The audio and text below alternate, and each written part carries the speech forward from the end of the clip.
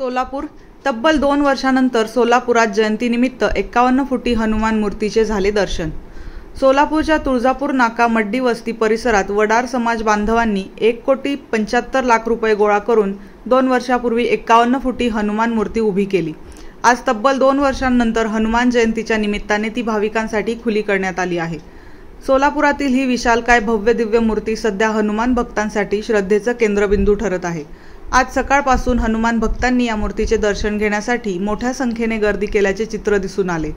या मूर्तीसाठी 17 विभागांकडून ना हरकत प्रमाणपत्र लागणार होते, त्यामुळे मागच्या 2 वर्षांपासून ही मूर्ती पांढऱ्या कापडाने झाकून ठेवण्यात आली।